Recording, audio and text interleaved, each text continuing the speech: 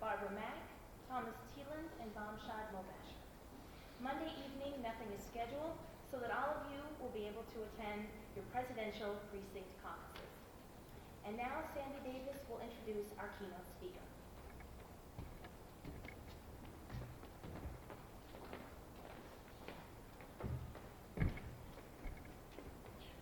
Good evening. It is an honor and pleasure to introduce Mary Frances Berry, who has served on the U.S. Commission on Civil Rights since 1980 and is the Geraldine R. Siegel Professor of American Thought, Social Thought, and Professor of History at the University of Pennsylvania. Her books include Black Resistance, White Law, A History of Constitutional Racism in America, and another, Why the ERA Failed, Politics, Women, Rights, and the Amending Process of the Constitution. She was a chancellor at the University of Colorado, a provost at the University of Maryland, and professor of history and law at Howard University. She was 1991-92 president of the Organization of American Historians. Without further ado, Dr. Mary Frances Berry.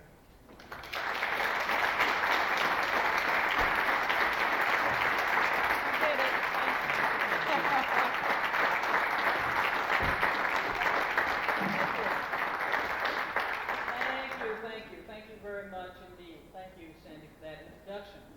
I am pleased to be here at Iowa State on the night before the caucuses, and I didn't bring the snow. I know you had great weather, but it was interesting to see it because we haven't had any snow in Washington or in Philadelphia, so I haven't seen any this year. I want to thank you for inviting me to speak in this lecture series on the Bill of Rights and its bicentennial. The title is apt because there have been 200 years of conflict and compromise. My own perspective on the Bill of Rights, I will of course give you, and then in the discussion afterwards, I'm sure that there will be people who agree and who disagree, but all I can give you is my perspective. I believe that we're living in a period when all around us, rights, language about rights, discussion about rights is under attack, and when many rights that many of us hold dear seem to be eroded. This is particularly true when it comes to issues like protecting dissenters or people who are different, and it's particularly true of those rights gained in the struggle for inclusion of men and women of color in the best our society has to offer. And the context in which this takes place is a context in which we live in a world in which democracy struggles to be born in some places and democracy has escaped and been eroded elsewhere. Change everywhere presses in on us. None of us can ignore what is happening in what used to be the Soviet Union and which is today the Commonwealth of Independent States, and who knows what it will be tomorrow. I think more is to come there. It's going to take some time to sort it out. My colleagues who teach Russian history in my department and political science in our department tell me too that they think more is going to come. That democracy is there, but the people are worried about the economic crisis. You can see them on the television screen every day. Nobody warned them of what was to come. The Soviet winter defeated Napoleon, and it defeated the Nazis in World War II. And it is now playing havoc with the people. In fact, if we look elsewhere in the world, we will see that democracy in some places, there were efforts to bring human rights and democracy, but they've all but died. I was in China just recently, and even though our president speaks about how the Cold War is over and communism has died everywhere, it wasn't dead in China when I was there 2-3 weeks ago. In fact, Tiananmen Square was not even being discussed. People have forgotten about the students who were there, and all they're discussing is maintaining hegemony in the East for years to come. Human rights and rights abuses proliferate and abound elsewhere in the world. In the Middle East, where ancient antagonisms continue largely unabated, 1 year after Desert Storm, and people in the region remain prisoners of history. In South Africa, where I was in October, helping to work on the constitutional conference between the ANC and de Klerk and the National Party, democracy is still struggling to be born. One person, one vote hasn't come yet, and the violence goes on there. And Buthelezi seems to think that if he can't be president of the whole country, which he can't, he wants a fragmented country with himself as president.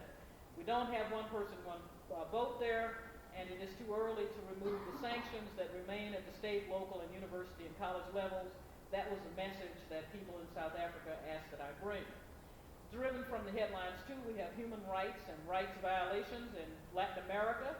The Nicaraguans, the Panamanians are waiting for us to help them.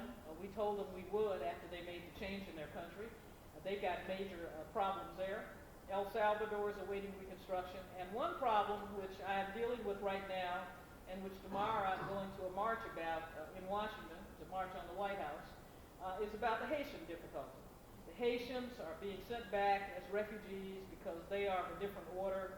They suffer politically and they suffer economically, and they attempted democracy because we told them that they should, and in fact now they're discovering that we're not there to help them, and I think it's because they're poor and they're black and no one cares very much about them, but some of us do. Here in this country, this erosion of freedom and democracy that I talked about, liberty and justice, I think the conditions are such that we may be able to begin to change it. And I think that that is the case because of all the economic problems that are occurring in our country right now, and the context in which most any discussion has to take place. We have, of course, people who are retired, like my mother, who are living on getting 3.5% for their investments at the bank, and their children who are adults, people like myself trying to help them, and some of them have been laid off or are worried about being laid off. And that there is this general sickness in our economy with not enough good jobs and wages not rising fast enough. It's a kind of climate in which selfishness and status quoism and fear of the different thrives, and when an erosion of rights can occur without people even paying very much attention to what is happening. We know that the gap between rich and poor has widened in our country in the last 12 years. Economists who are on the right, on the left, in the middle, all agree that this has happened, and that there are something like 35 million children who are living in poverty. We see bank failures, layoffs. I just had my bank account changed again last week. I've changed it 3 times in the last 4 months. I had it in one bank and they closed, and then I got checks, and then I had to go to another bank and they closed, and then I got checks and it was too late, and then the other one closed. And so I don't know what will be happening by the time I get back home. People being laid off, unemployment. We just had the Congress pass another bill so that people's checks could get unemployment checks again. And our cities and states around this country don't have enough money to pay for services and social services for the homeless and the poor. In such a climate, discussion of rights, a focus on rights, sometimes seems to people to be something that one should not even be discussing. There's a crisis in health care which propelled the senator from Pennsylvania, where I teach, Harris Woolford, into office, is everywhere apparent. It has become so apparent that every politician has a proposal and is taking care of it. It's the kind of thing in which many poor mothers and fathers who hear an ill child cry out in the night worry about whether the child is $5 sick or $50 sick or $1,000 sick. And that is happening all over this country. And if parents in our cities go to the local hospital, government hospital, when they don't have money, what they find is sometimes the hospital is closed, other times they find long lines, crowded waiting rooms, and people dying as if it is a poor third world country, which it is for all intents and purposes. Under circumstances like these, it is difficult to focus on these issues that we come here tonight to talk about. It is a circumstance where I just came last week from marching with some 53-year-old white men who had been laid off in a county outside Washington. They were people who had never had jobs all their lives, and they didn't have them now. But at the same time that we were marching, there were other 53-year-old men marching that taxes not be raised so that government services could be paid for. And there were others who were simply saying, don't raise my taxes, cut them, while our infrastructure crumbles. And I'm not talking about the black men, but white men with signs, and you've seen signs too, saying, hire me and let me buy some food. Alongside a notice that Wall Street has hit new highs. And I explained to my students in my class that glee on Wall Street means pain on Main Street. And they don't know what I mean by that. And I have to tell them that if they look at the paper, and I make them do this in my class, that any time a company lays off people and restructures, the stock goes up the next day. And that's what I mean by glee, because they like this. I also had an affluent student on our campus, a rich student, tell me that he would not give money to beggars who are around the campus asking for money because they might buy wine. That's what he told me. And I reminded him that the Bible says, give alms to the poor, not give alms to the poor if you believe they won't buy wine, which is what I told him. Under circumstances like these, we are presented with a political opportunity to stem the erosion of rights of which I spoke and of which I will now speak. And the first thing we have to understand is that rights questions, those under the Bill of Rights or any question of rights, is essentially fraught with political implications. And in order to try to understand that, in the hope that I can persuade you that there are political implications in this questions of rights, let me first tell you what I understand is generally taught about the Bill of Rights and about rights. And then I'll tell you what I think is left out. And then we will see if you agree with me that these are largely political questions. What is usually told is people begin with the Declaration of Independence, that it affirms certain inalienable rights given to man, and we say nowadays man and woman, by his creator. Man was generic. And that these inalienable rights include life, liberty, and the pursuit of happiness. And that, of course, women and slaves were left out, that the founding fathers left their not only blacks who were slaves, but women, their mothers, their daughters, their sisters, and their aunts out of this equation also. That the whole idea was to get rid of the British, not to affirm freedom, that that's not what they were doing. That they believed that these values that they expressed basically applied to them, and that no Bill of Rights was included because they didn't really believe that a Bill of Rights was needed. Madison, long in his correspondence, you would read the letters going back and forth where he didn't believe we needed a Bill of Rights. And as Hamilton wrote in the Federalist, the government had limited, enumerated powers, and why did we need to say that the government cannot do what we know it cannot do? That it was unnecessary to have a Bill of Rights. But it was adopted because there was an insistence that a Bill of Rights be added as one of the compromises that led to the ratification of the Constitution. And that this founding generation thought about rights, I suppose, as all generations do in the context of the culture of which they were a part. They were greatly concerned with protecting the rights of men like themselves against infringement by government, which is how they had defined the American Revolution. Their concerns focused on what strategies, what mechanisms could be used to confine government to certain activities, even though they would run the government themselves as a civic responsibility. And so they put rights in state constitutions, they put rights in the Bill of Rights. And that after that, there were some changes that took place. In the Jacksonian era, for example, there was an expansion of rights, and also protests about the absence of rights among people who didn't have any, or had very few. Seneca Falls, women's rights, Indians complaining in several cases, Supreme Court cases about Indian rights, slaves, the abolition movement, all of these people who didn't have rights, and that white men decided in the main that liberty and equality meant liberty and equality for them, and an expansion of which men could vote to include more white males, and we call it universal white male suffrage. And that the major concern of government during that time was to release energy for economic growth.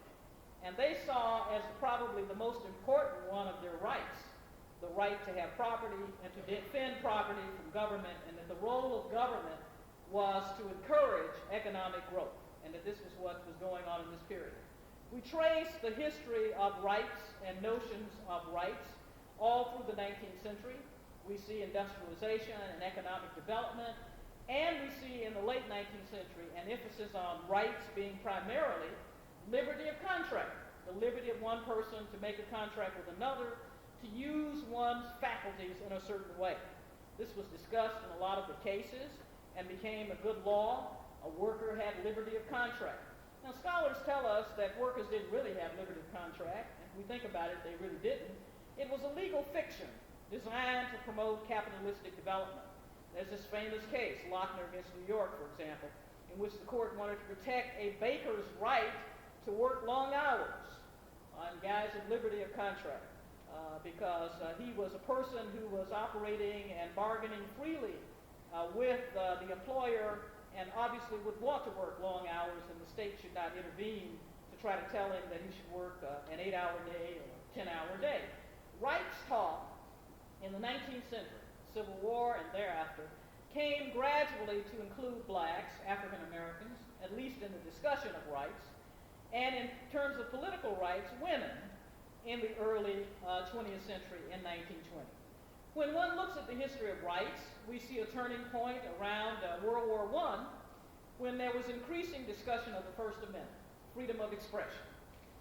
When proponents of rights began to emphasize personal privacy and personal liberty, and the public began to speak increasingly of individuals' rights without regard to whether they had property to express themselves. And it was at this time that the Supreme Court decided that those rights that are in the Bill of Rights apply to the states as well as the federal government. Another landmark as we travel this history of rights in summary form is often pointed to as a footnote in a case in 1938. In the history of Supreme Court jurisprudence, there are always these footnotes in cases that people talk about. Not the case itself, nobody even remembers what it was about, but the footnote in the case. There's a footnote in the Brown case, which involves the use of psychological theory, Brown against Board of Education.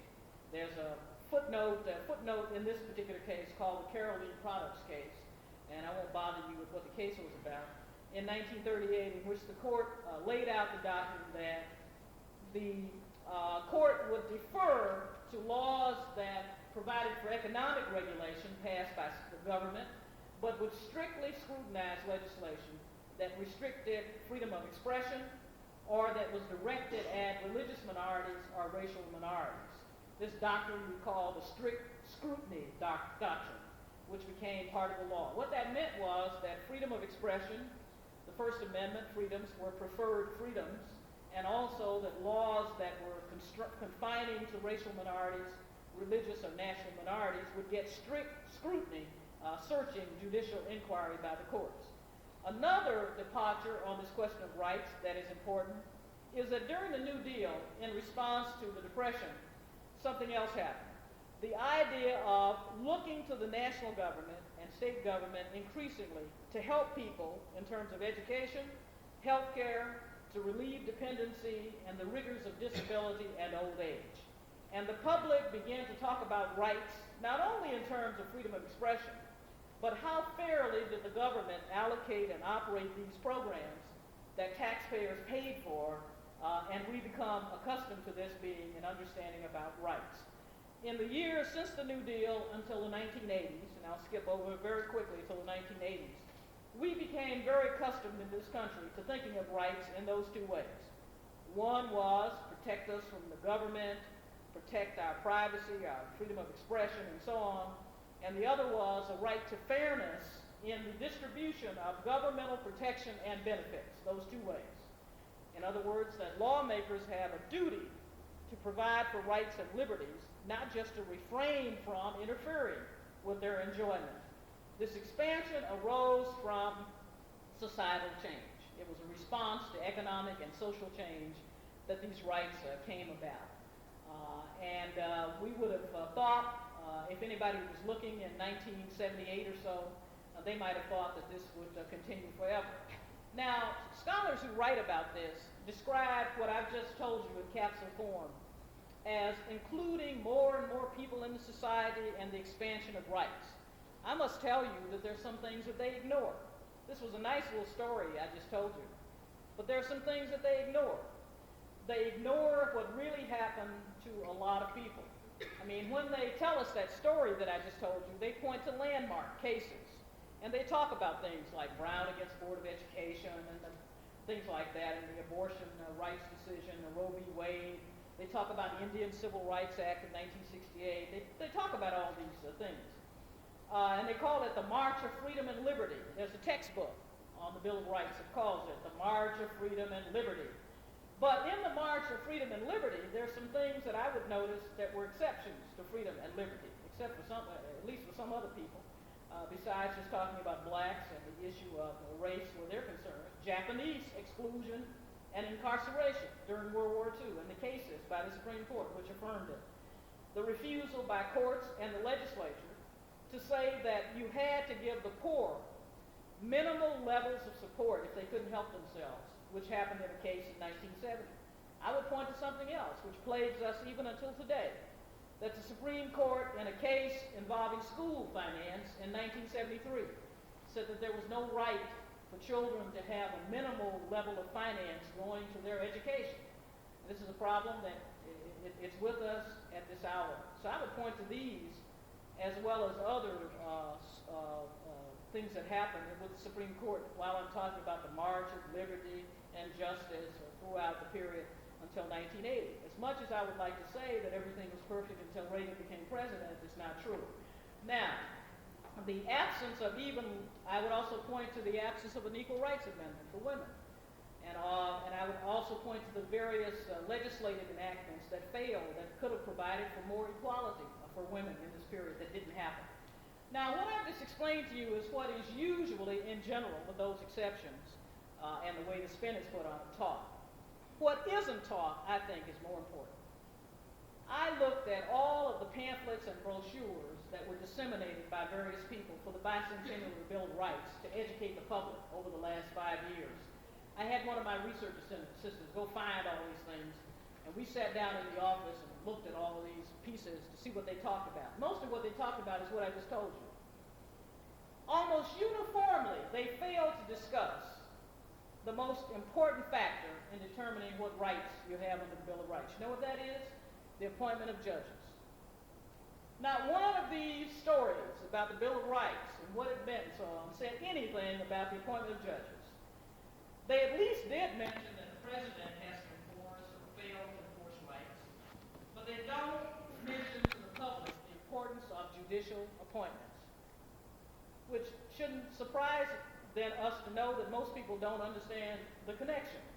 Ever since John Marshall wrote that opinion in Marbury against Madison, that it is emphatically the province of the judiciary to say what the law is, and even more important, wrote in a case called McCulloch against Maryland, that if we were to put every detail that would be required for interpretation in the Constitution, it would be too prolix for the mind to understand it.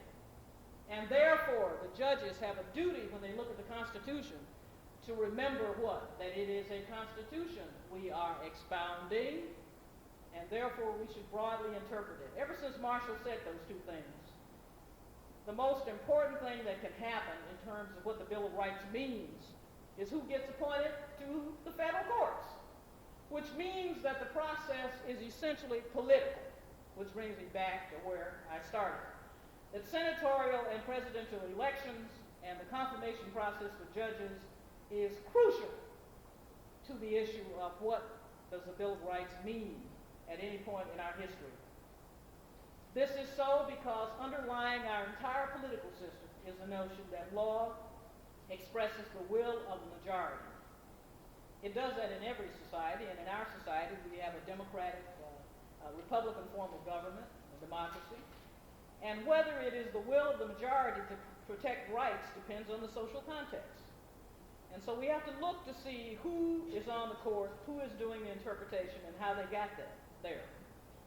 Courts can't decide cases unless they are brought, but when they are brought, we can expect change as surely as we can expect continuity. We are in the midst right now of a period in which there has been a great change. It is as significant as that which I talked about around World War II and during the New Deal and so on. And we have to remember that the Supreme Court, as Mr. Peter Finley Dunn said early in our history, does follow the election returns. In other words, if you give a time lag, it's always a time lag, the Supreme Court follows the election returns. And that's on the Bill of Rights as well as anything else. The reason why there's a time lag is because the judges serve for life and because they don't die immediately when there's a political change. So you have to wait for a while. But with the time lag, the Supreme Court follows federal courts follow the election terms. And because of politics, and because of the changes that have occurred in the 1980s, the Congress of the United States in this period is being asked to be the defender of individual rights, not the courts, but the Congress, to protect people from government interference and to insist that the government defend and protect rights in recent years. This happened on the Grove City case with Title IX, which is the law which outlaws sex discrimination in education, voting rights, the Civil Rights Act of 1991, and is about to happen on the abortion issue. Rights of the kind we had come to expect the court to protect before the 1980s, because we had forgotten the early periods when they did and did not, can only be protected in the Congress or state legislatures. The whole concept of the federal judiciary protecting the rights, even if you're not in the majority, is gradually being eroded, because the public doesn't believe in the protection of minority rights by the courts anymore, by large majorities. State courts can help a little bit, but a state court can be reversed by the Supreme Court of the United States. Now, nobody in politics and nobody on the courts is going to tell you what I just said. They're not going to tell you that we're deciding cases this way because we've decided to do it this way and don't look to us for protection anymore. What they do is they mystify the law. That's what lawyers do. I'm a lawyer, I do that. We mystify the law in order to keep people from objecting too much to the change, those who would object. Change is rationalized based on theories. There's a theory that's being pushed in some quarters now. I've been to some meetings recently where this theory was discussed. That theory is that the Bill of Rights was misinterpreted before the 1980s. That all the courts before the 1980s misinterpreted the Bill of Rights. That the Bill of Rights was not designed to protect the rights of dissenters or the minority in the first place. That the Bill of Rights was designed to protect the majority of those people who could vote in 1790. And that those people were white males, and it was designed to protect them, and they were from an elite little group. And they were by no means a majority in the country. So this notion that we have about what the Bill of Rights was supposed to do is mistaken. They said that also these people who have this theory said it was a majority of the voters they were trying to protect, and the majority of the voters was them. And that's who they were interested in protecting. And that our notions are just stupid. That, for example, take trial by jury. That they wanted trial by jury because juries, in their understanding, reflected the will of the majority, not the minority, that they would be like the general sentiment of people like them in the community. And that's why they wanted it. That their real concern was to protect the white men who composed the electorate. That civil libertarian claims to judicial protection of privacy and all the kinds of things we argue about is just plain impermissible. This theory means that only rights can be protected that have majority support. And you can figure out what that means. If majoritarianism, they say, is consistent with the Constitution's commands. Now, here's something else that these theorists argue in order to get people to accept this notion. They say that we must interpret the Bill of Rights the way the framers would have interpreted it. This is called the jurisprudence of original intent. This jurisprudential view is that the Constitution has to be interpreted like it was in 1787. That all you do is get a dictionary, look up words, see what they meant in 1787, and then you interpret the Constitution based on the words and the theories, and you look at the amendments to the Constitution in terms of when they were put in, and you look at what the framers of the amendments meant insofar as you can tell it at that time. This contrasts with John Marshall's view that I've just explained to you. I said John Marshall, not Thurgood Marshall.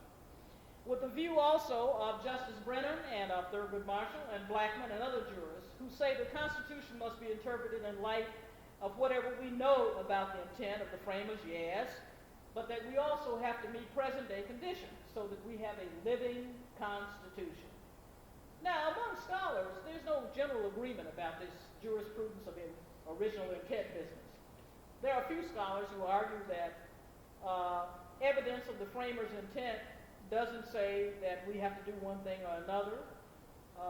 And they argue that in practice, we may know what they intended, but we have to look at a general, broader historical framework, and they sort of obfuscate on this issue.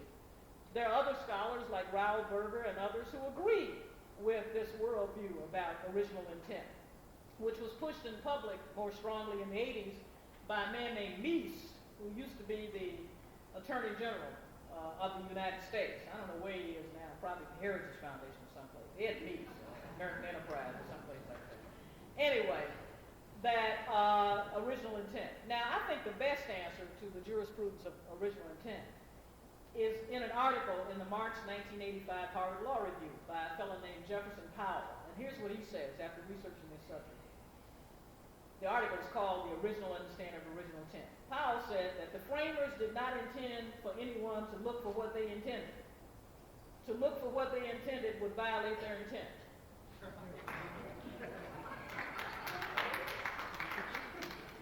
So I guess that's about the best answer that anybody can get. Now, if the Supreme Court does continue to refuse constitutional protection to dissenters and minorities and defers to the state and the president, and this theory that I've just given you about original intent and majoritarianism assumes that the majority will like the court because it will be affirming their position and that the court will be well loved throughout the country. And that may be so if they are right about what people think. This theory, all it does is really to affirm a change which has already taken place. Why has this change taken place? Because the federal courts and the Supreme Court have changed mightily in the last 12 years. Over half of the federal judges were appointed by Reagan, and Bush is just about finished appointing the rest of them. And most of the judges are rich, white males, young, and for the most part very conservative. They've all passed a litmus test that the administration put them through. And some people say, well, doesn't this mean you can't say that? They may differ from the president who appointed them or the senators who confirmed them.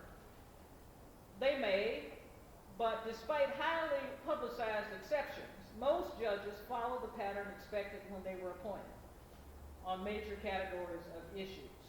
You can think of exceptions on the Supreme Court. Oliver Wendell Holmes and Teddy Roosevelt, Earl Warren and Eisenhower. I can think of exceptions, but they are exceptions. Most people pretty much do what you would expect them to do on the issues that were issues when they were appointed. Now, other issues may come up, and then you don't know what they'll do. But on the issues they're appointed, they will do this. Now, some persons who are put on the court, this doesn't matter, because we've had a few presidents who paid absolutely no attention to the views of anybody they appointed to be a judge. Or we've had presidents who deliberately tried to appoint people who didn't think like they did, or who hadn't done anything. But that's not generally true. There's a consensus among scholars that the Supreme Court right now, led by Scalia, who is the intellectual center of the court, will support freedom of speech issues. Take, for example, the First Amendment issue on the flag burning case, Texas against Johnson, 1989.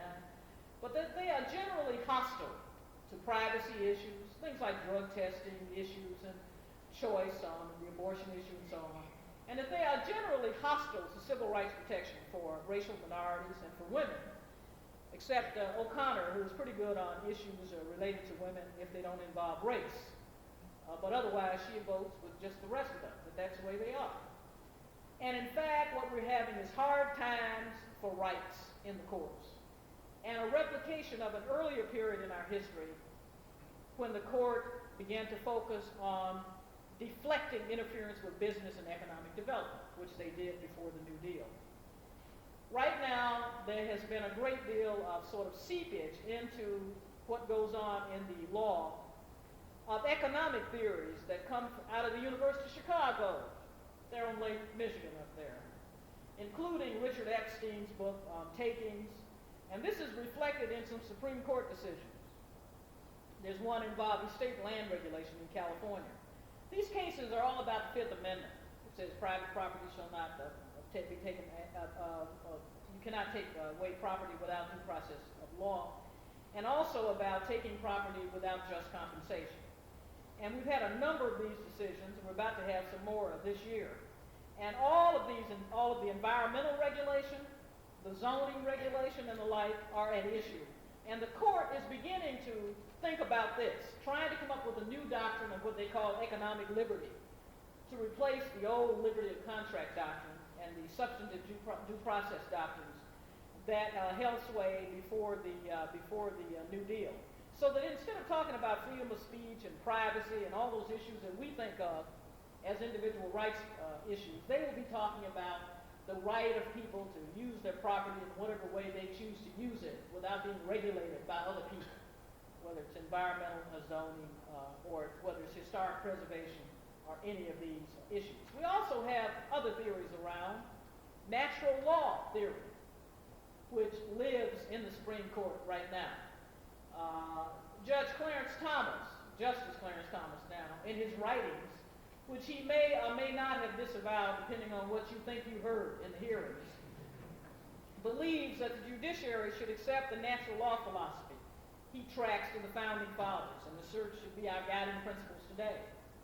One result of Thomistic analysis, Clarence, not Sir Thomas Aquinas, in reviving natural law as a basis for constitutional adjudication is to permit opposition to any government action which he believes violates individual liberty on the grounds that it is unconstitutional. At the same time, he can affirm any action he considers upholding individual liberty. Persons who share these beliefs have a good time. They're really in wonderful shape. They can say that anything they don't like is not in accord with the laws of nature, and nature's God. Anything they do like is in accord with the law of nature, and nature's God. It is a very powerful idea in politics as well as in the courts. People who hear it do not often raise questions. It has a nice ring, the phrases, and the high purposes seem to be expressed very well. That is why people on all sides of issues have used it. Martin Luther King used it in arguing that the Declaration of Independence means nothing if not applied to us. And the Constitution stands for freedom. Give it to us. Don't be inconsistent. These arguments are very good at public relations. Be in harmony with the law of nature and nature's God. You could make similar arguments in the cause of women's rights. You could say, we don't need an ERA because the Constitution, if it stands for freedom, already includes us. And it's a natural law phenomenon. We are citizens and persons and people, and the Declaration of Independence means us too. Also, but at the same time, you could argue just the opposite on any of these issues. So natural law principles as a basis for constitutional interpretation are beautiful in the implementation. Now, all of these ideas and theories that I've just told you about have consequences in the real world for real people. These theories begin from the starting point that all rights inhere in individuals and not groups. And this leads to another kind of argument. When we argue against discrimination, invidious discrimination on the basis of race or sex, for example, we have to argue not only in terms of individual discrimination, but discrimination that occurs to women, not because their names are Susie or Jane, but because they're women, or to blacks, not because their names are Sambo or Cudjoe, but because we're black, or to Indians, not because their names are Running Bull or Longfellow, but because they're Indians, or to Asian Americans, not because their names are Sung or Jung, but because they are in fact Asian Americans. So we have both group and individual discrimination. But these theories would prevent us from making these arguments. They focus only on individual rights. And the main thing that they would do is to keep us from bringing class action lawsuits. If rights inhere only in individuals and discrimination can only happen to individuals, how can you have a class action lawsuit? Even if you did have one. Even though the complaints are common, any judge could insist that each plaintiff ought to bring suit separately, so that each can be examined for its uniqueness because we are individuals. All individuals harmed by a toxic waste dump in a community or a stream that is polluted and foul couldn't sue in a class action according to this theory. They would have to sue one by one because each person has a different situation. They are individuals and the harm to them has to be individuals. Now, if you think about it, you can see that these rules would be very beneficial to people who get sued or businesses who get sued. They'd like this because you'd have to sue one by one. And they're absolutely disabling to anybody who wants to sue or organize or protest or take any kind of collective action. In Clarence Thomas's case, we might add that he thoroughly professes to be opposed to groups groups. He's opposed to it, all rights inherent in individuals. But you may have noticed, if you remember the hearings, that his entire argument, this was before Anita Hill came up, was that he didn't really want to discuss anything, but we should remember that he was black and poor. And since he was in this category, there were certain things we ought to just assume. But then when Anita Hill happened, and he was severely attacked, what was his second argument?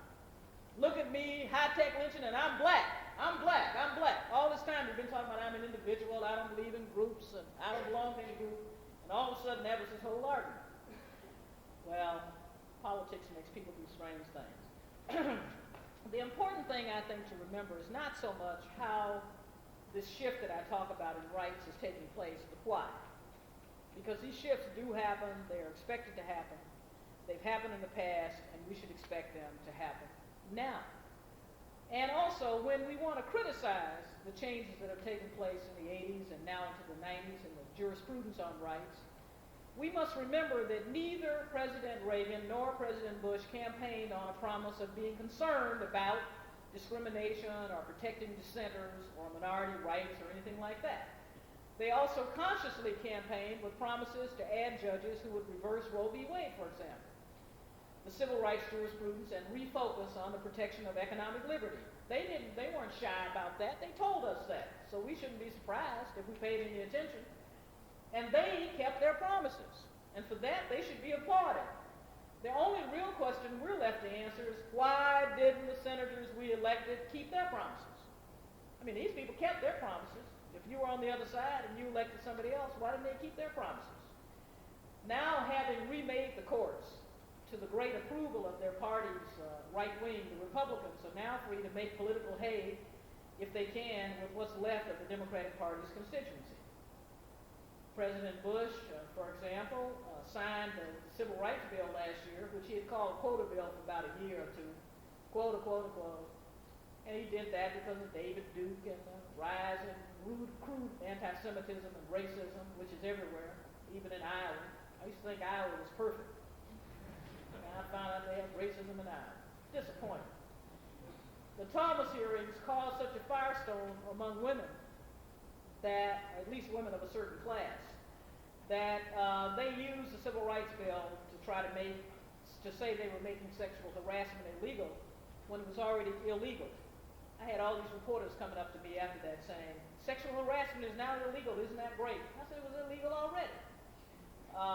The president signed that bill, and one hopes now that he will not continue to play the race card, although I noticed that in the State of the Union address, he made this statement about how he was opposed to anybody who ever raised the issue and sort of heightened bigotry and racism in this country.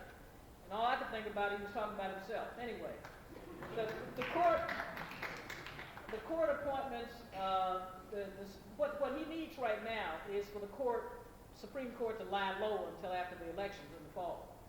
But I don't think the president will have that luxury. The Pennsylvania abortion case is going to be heard and is going to be decided. There are a number of race cases, including the issue of aid to black colleges. And in case you didn't notice it, the Supreme Court 10 days ago gutted the Voting Rights Act in an Alabama case. It was reported in the New York Times on page A6. I don't know whether it was in the paper around here.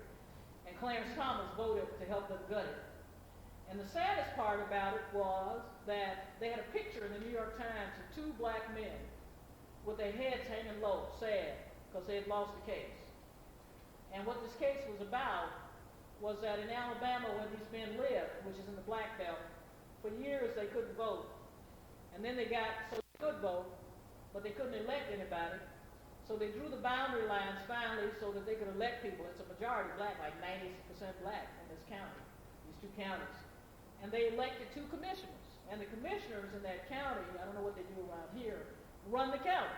They have a board of commissioners, and they vote on the money, and they fix the roads and the streets and the tax. They run the county. Right before these men took office, the whites who were in majority changed the law and took all the power away from the officers and hired an engineer, a white man, and gave him all the power to control the budgets, the roads, everything the commissioners used to do, they gave to him. And then they left office, and these guys got sworn in. And these guys sat down at the table to try to do business, and they were told, you don't have any authority to do anything. You can have a flag, you can get your pictures taken, you can even have a nice chair in the desk. But there's no power in your office anymore. So they sued and said, if the Voting Rights Act permits people to do this and is not violated, then what good is having a Voting Rights Act?